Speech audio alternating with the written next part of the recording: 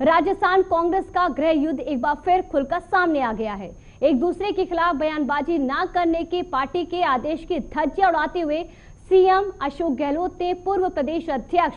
सचिन पायलट की 2 साल पहले की बगावत को गद्दारी बताते हुए साफ कर दिया है कि सीएम के तौर पर पायलट उन्हें हरगिज मंजूर नहीं होंगे। इससे पहले सितंबर में गहलोत कैंप सोनिया गांधी के दूतों को आंख भी दिखा चुके हैं।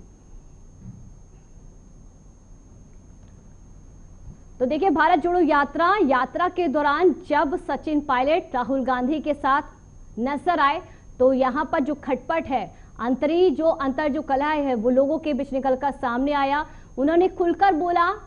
यहां पर राजस्थान के सीएम अशोक गहलोत को लेकर कि जिस तरह से वो मुझे गद्दार बताते हैं, निकम्मा बताते हैं, ये उनके कल्चर, उनके संस्कृति को शोभा नहीं देता है। इन सब के बीच जब अशोक गहलोत ने ये बयान दिया था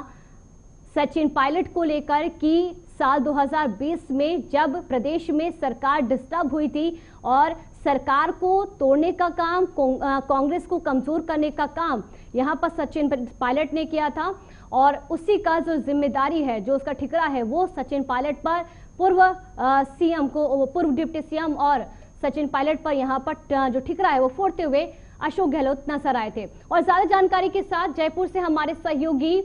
डॉक्टर इस्माइल जुड़े हैं जो कि जानकारी देंगे। इस्माइल, अब जो अंतर कलह है वो भारत जोड़ो यात्रा के दौरान खुलकर सामने आई है। पटल पर यहाँ पर जो गद्दारी वाला शब्द है उस पर पलटवार करते हुए सचिन पायलट ने बड़ा हमला किया है। क्या कुछ कहा है उन्होंने, बताइए। पूजा, असल में 3 दिसंबर या 6 दिसंबर पहले 6 दिसंबर को भारत जोड़ो यात्रा राजस्थान में एंट्री करेगी, लेकिन अब क्योंकि जिस स्पीड से राहुल गांधी चल रहे हैं 3 दिसंबर को राजस्थान के अंदर एंट्री कर जाएगी।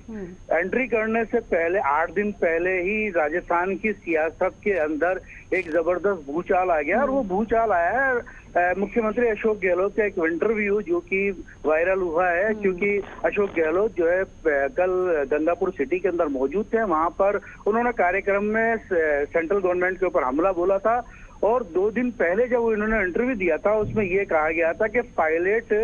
जो है पार्टी के लिए गद्दार है और उन्होंने 2 साल पहले सरकार गिराने के लिए 10-10 करोड़ रुपए दिल्ली के बीजेपी मुख्यालय से लिए थे। उनके पास में 10 एमएलए भी नहीं है, ये उनका कहना था। जबकि सचिन पायलट ने इनका कहते हुए ये कहा कि जो फैसला लेना था वो गहलोत सरकार जो है वो आरोप गलत लगा रही है। और सबसे बड़ी बात ये है कि गहलोत साहब अपने आप को असुरक्षित क्यों महसूस कर रहे हैं, पायलट का एक कहना है, क्योंकि जब मामला खत्म हो चुका है और उन्होंने पायलट को निकम्मा, नाकारा, गद्दार कह चुके हैं और झूठे अब आरोप लगाने की उन्होंने कहा कि जरूरत नहीं है। राहुल गांधी और प्रियंका गांधी को इस वक्त मजबूत करने की जरूरत है, क्योंकि भारत जोड़ो यात्रा जो है इस वक्त बहुत अहम जरूरी है, क्योंकि राहुल गांधी इतनी मेहनत कर रहे हैं और उसके बावजूद अगर अंतर कलह सामने उठ करके आती है तो गुजरात के चुनाव पर कहीं ना कहीं असर पड़ने की उम्मीद नजर आ रही है। इसके ऊपर देखिए डॉक्टर इस्माइल, इसी के साथ सवाल ये है, देखिए भारत जोड़ो यात्रा के दौरान राहुल गांधी बड़ी मेहनत कर रहे, क्या इस तरह के बयान को लेकर, या यूं कहें डॉक्टर इस्माइल कि इस तरह के अंतर्कलह को क्या राहुल गांधी सपोर्ट करेंगे कि हमने एक मंच तैयार किया है ताकि केंद्र सरकार को घेरा जाए और आप तो अंतर्कलह मंच पर ला कर रख रहे हैं, क्या सपोर्ट करेंगे राहुल गांधी इसका?